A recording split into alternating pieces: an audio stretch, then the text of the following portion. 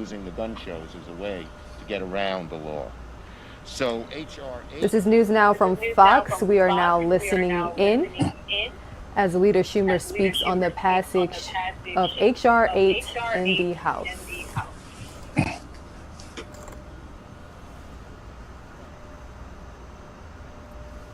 And joining me right now live is Erich Pratt, the Senior Vice President of Gun Owners of America. Erich, good morning. And I'd like to begin. I would like you to tell our audience a little bit about your organization and its mission. 76. We have over 2 million gun owners that we represent across the country, and we are dedicated to preserving our Second Amendment rights without compromise. And we've had quite good success at that, although obviously this year is going to be quite a challenge with both the House and Senate being run by anti-gun Democrats and an anti-gun Democrat in the White House. But people are rallying and putting a lot of pressure, so game on right now. So Erich, you mentioned that this year will be quite a challenge. We were just telling our audience that the House passed the bill H.R. 8 that expands background checks when it comes to gun sales. And I want you to kind of elaborate, how will this affect firearm sellers specifically?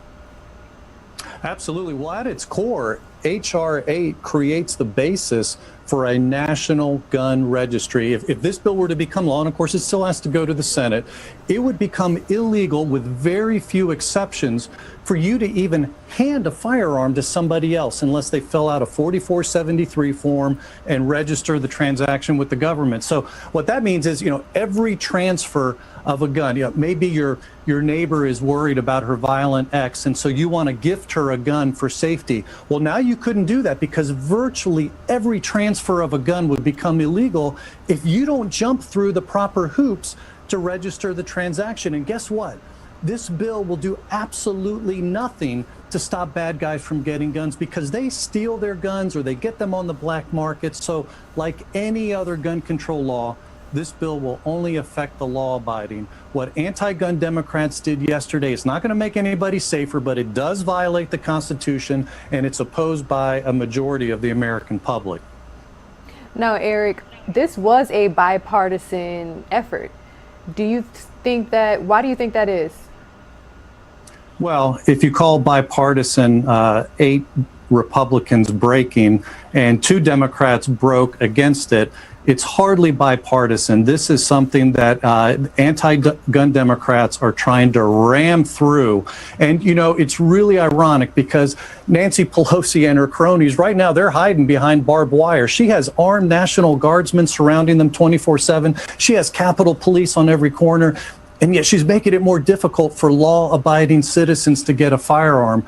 I tell you what, this vote in the House, again, it would criminalize activity that has been legal since the founding of our nation. But if you don't jump through every hoop to submit to the registry that she's trying to set up for you and me, well, then now you're the criminal if your neighbor loans you a gun for a hunting trip. It's absolutely baffling. Pelosi is the one who encouraged rioting last year. You might remember she said, I don't even know why there aren't uprisings all over the country, and maybe there will be. Last year, rioters caused billions of dollars of damage in 2020. Dozens of people were murdered, including some cops. But now what's Pelosi's first priority? She wants to put decent moms and dads who don't submit to her registration scheme in jail. That's really evil and certainly unconstitutional. So, Erich, we were actually just showing the remarks that House Democrats made before the passage of H.R. 8. And their argument is that this is actually going to protect Americans against people who have a criminal background or who suffer from mental illness. From your perspective, with the work that your organization does, is there any truth to this?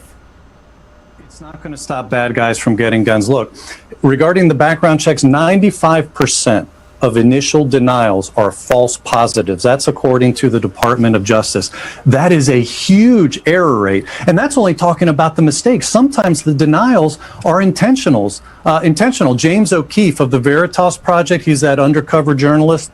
He was falsely put into the FBI's background check system. You know, I wonder if that was political or not. Background checks were used to prevent Martin Luther King Jr. from getting a carry permit in 1956. Background checks can be abused by the party in power. We actually saw this under the Obama administration. Here's ultimately the problem. The right to protect oneself is a God-given right. I mean, that's what our Declaration of Independence says, that our rights come from the Creator. So we shouldn't be requiring people to jump through hoops and get government screening when it comes to exercising a God-given right. That's just simply immoral. A right delayed is a right denied, and there's always going to be negative consequences for doing that. Senate Majority Leader Chuck Schumer has actually indicated that he will take this to the Senate floor. What are your thoughts on this? Can we expect this to actually pass the Senate?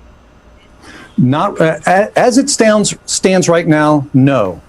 Thank God. We have the filibuster in place, which means, for those who don't understand what the filibuster is, in the Senate, before any bill passes with a 51% majority, it has to first pass with a 60 votes out of 100. It's a way to slow things down. It's a way to force compromise. So as it stands right now, they do not have the votes to pass this in the Senate. So we strongly encourage people to go to our website at gunowners.org, sign up for our free email alerts, because there in Florida, we're going to need to, we need Senators Rubio and Scott to be hearing from people to say, don't tamper with the filibuster and vote no on this legislation.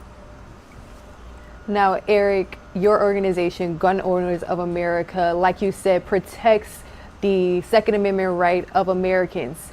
Is there any reform that needs to happen other than the bill that we saw just pass? Is there any reform that needs to happen when it comes to gun control? The gun-free zones that exist. One of the things that Democrats were trying to do in one of the other bills that they passed is to get rid of the so-called Charleston loophole, which allowed a South Carolina guy, the FBI didn't catch his drug arrest in time. But I tell you what, the real Charleston loophole was the fact that this killer was able to target a gun-free zone. He first wanted to shoot up a college, but he told friends there was too much security there. So you know what he did? He targeted a gun-free zone. He shot up a church where he knew his victims would be disarmed. That's what needs to be done. And that's one of the things that Gun Owners of America is pushing, is repealing these gun-free zones that don't make people safe. In fact, quite the opposite. Over 90% of the mass shootings in this country occur in gun-free zones. I mean, you just go through the list, whether it's Parkland, Las Vegas, Orlando, both Fort Hood shootings, the Aurora Theater shooting, the Navy Yard shooting, the San Bernardino shooting. I mean, you just go on and on and on down the list. They were all gun-free zones. That's what we need to deal with. Erich, thank you so much for joining us and sharing this perspective of your organization. Are there any final thoughts that you think is really important for the viewers to know? Sure. Well, just to reiterate, there's going to be a huge battle in the U.S. Senate. And so I encourage people to go to our website at gunowners.org. If you're not already signed up for our free email alerts, please do so, because the more people that we're representing, the louder voice we're going to have in Washington, D.C. Erich, thank you so much for joining us on NewsNOW from Fox. Take care.